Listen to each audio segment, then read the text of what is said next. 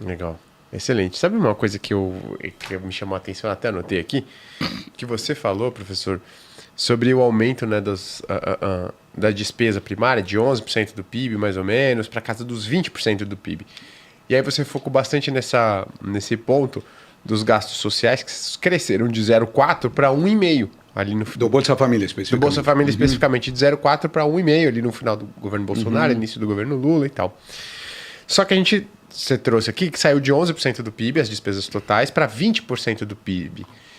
Quais rubricas você acredita que são especificamente que o Brasil deveria focar para reduzir? Onde você acredita que tenha crescido assim, de maneira absurda e que haja espaço para a gente cortar?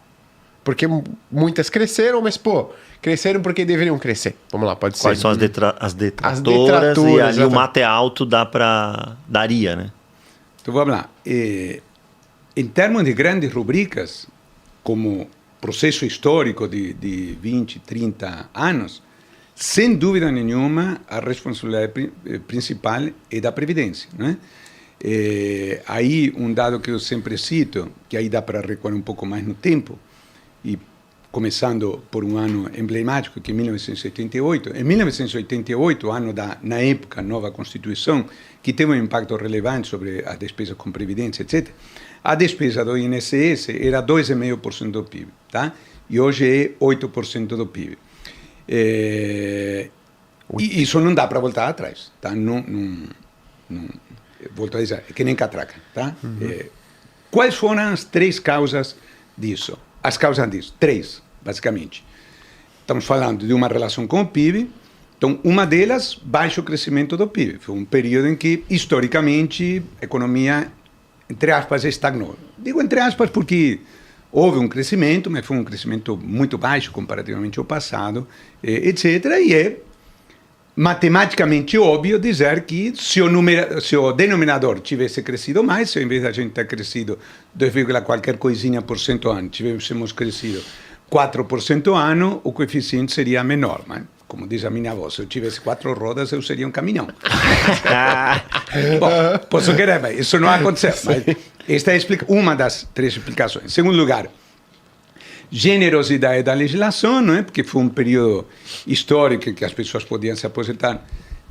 Eu vou citar o dado em memória, posso cometer algum erro, mas no começo dessa história, no INSS, se não me falha a memória, no fluxo, não no estoque, mais de 20% das pessoas se aposentavam no INSS com até 45 anos de idade. Porque no começo ainda existia aquela possibilidade da aposentadoria proporcional, que depois foi extinta na reforma do FHC de 98, etc. Tá?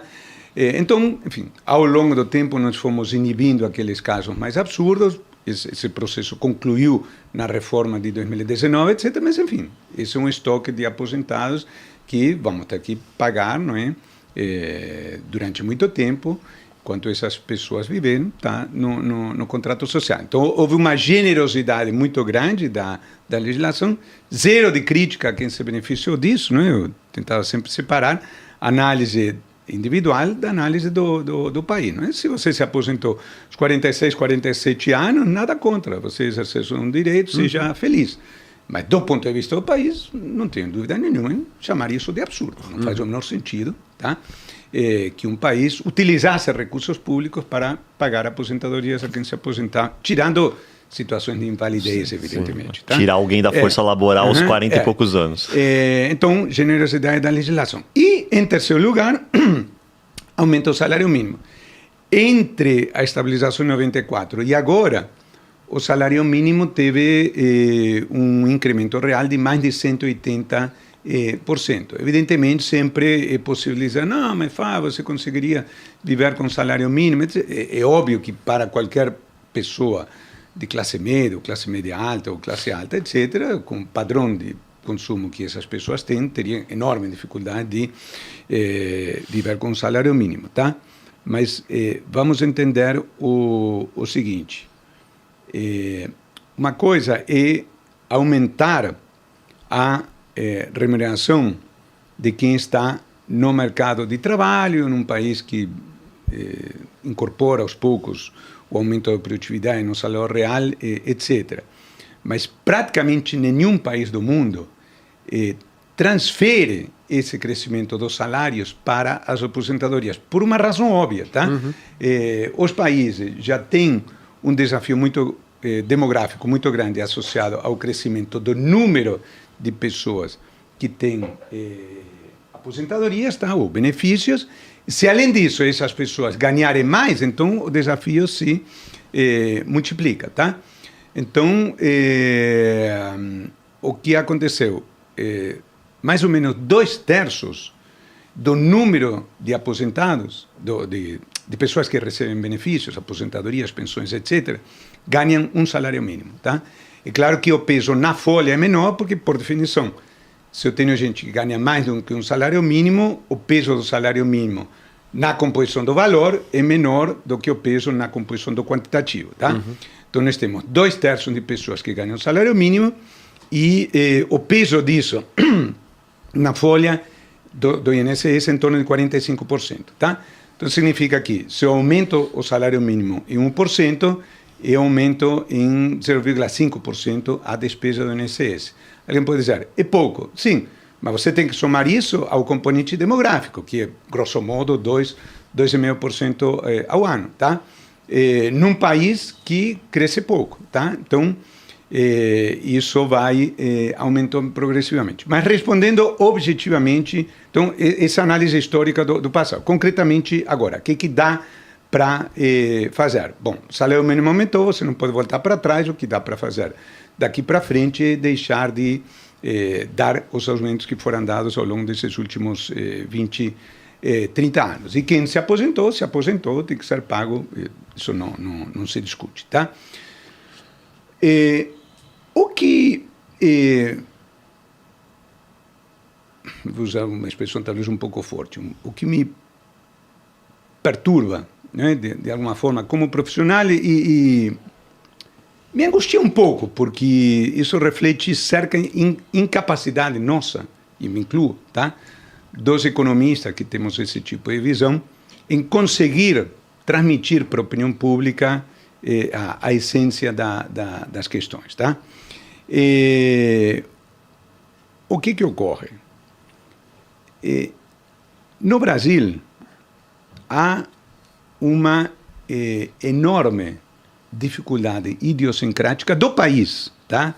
Não é apenas dos políticos, é das pessoas, da opinião pública, dos jornalistas, em compreender que reduzir o crescimento é completamente diferente de arroxo. Arroxo está tendo na Argentina. O que o Milei fez? O Milei fez um ajuste fiscal impressionante. Com o guarda-chuva retórico de que quem está pagando o preço do ajuste é a chamada, entre aspas, casta política, conversa de político para inglês ver. Quem está pagando o custo são os aposentados, tá? Entre outros. Tá? Claro que se você corta 5% do PIB, você está cortando tudo, tá? Não só as aposentadorias. Tá? Mas, enfim, na Argentina, os aposentados perderam 14% no ano passado de renda real. Todo mundo. Não só os aposentados que ganhavam mais, todo. Quem ganhava o mínimo, então quem ganhava 100 passou a ganhar 86, quem ganhava 1.000 passou a ganhar 860, tá? Na terceira tempo da vida, quando você já não tem condições de arrumar um por fora no mercado de trabalho, para quem ganha menos, é absolutamente dramático. Se poderia ser feito de outra forma, já foi feito, Inês é morta, não adianta discutir, tá? Não estou entrando no mérito da questão, mas lá sim houve arroxo, tá? Agora, aqui, volta e meia, eu me defronto, inclusive com caras que gostam de mim, gostam das ideias que eu defendo, etc., mas quando eu digo, temos que deixar de crescer o salário mínimo, etc., as pessoas me dizem, pô, mas você não está sendo muito insensível, está penalizando quem ganha menos, está arrochando. Eu vou fazer uma brincadeira, tá? Que eu digo para essas pessoas, vem cá, você não está entendendo meu português? Eu não sou a melhor pessoa para fazer essa pergunta.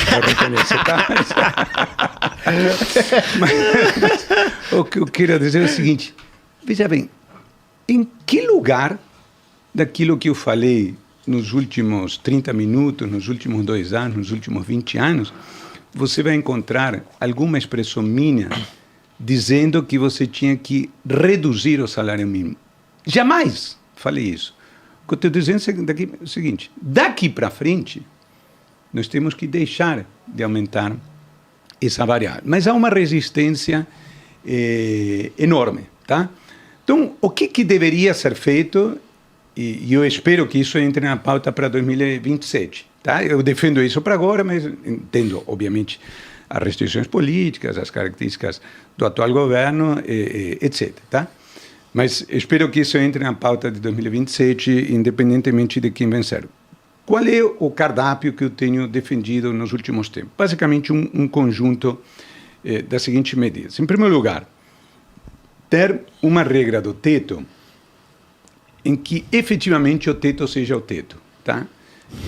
Vamos explicar isso mais em detalhes. O Brasil inventou... Desculpa, o teto do funcionalismo, você disse, Fábio? Não, o teto do gasto. De gasto. Tá?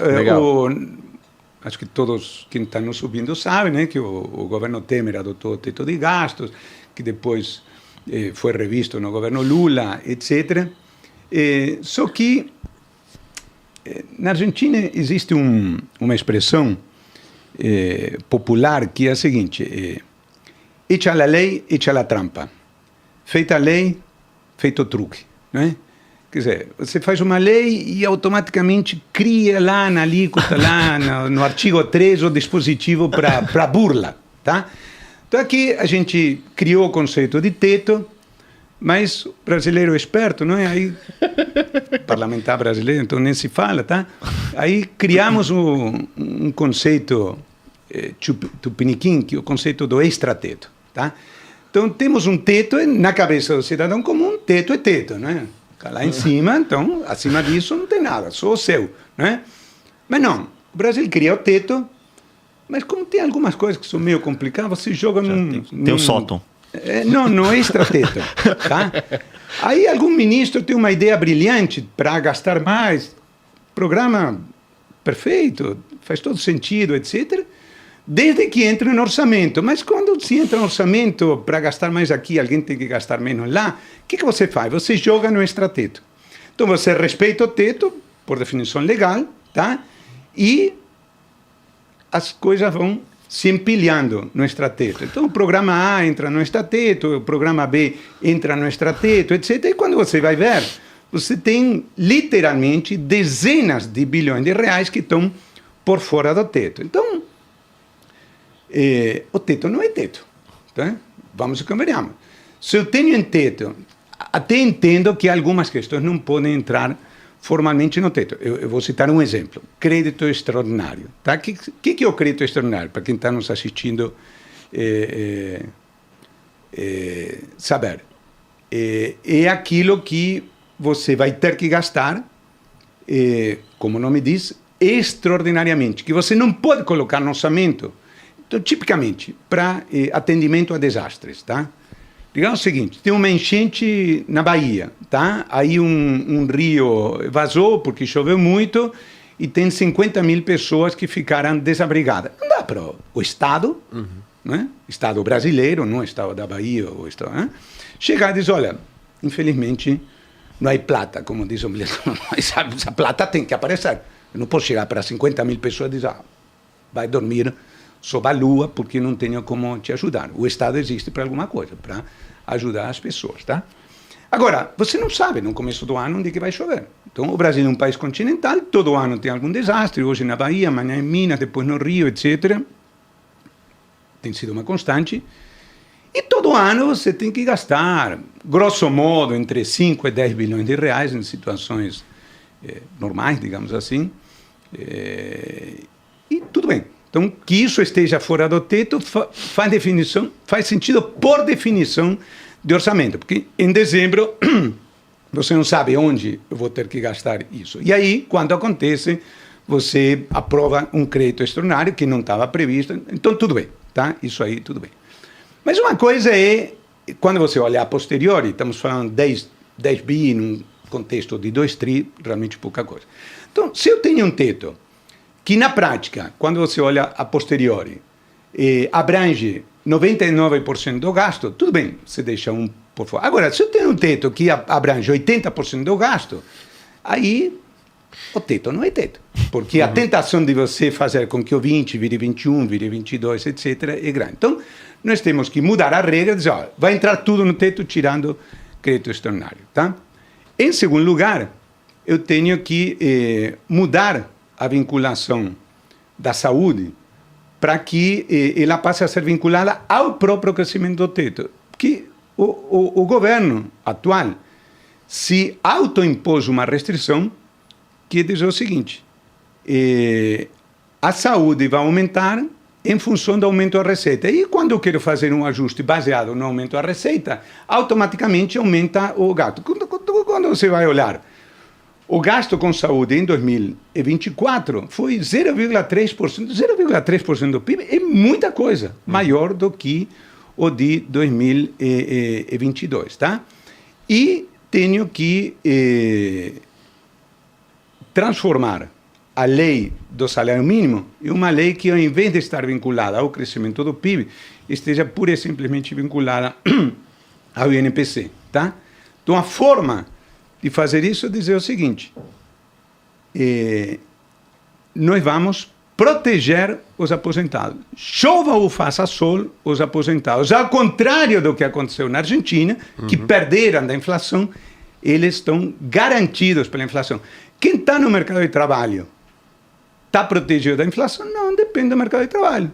Vocês trabalham, não é? No mercado, se a situação estiver ruim, o patrão vai chegar para você, olha, a inflação esse ano foi 5%, mas eu vou poder te dar só 2%, porque o calo está apertando. Faz parte do jogo. No caso dos aposentados, não. Você garante. Agora, acima disso, não dá, porque senão essa conta vai estourar. Legal.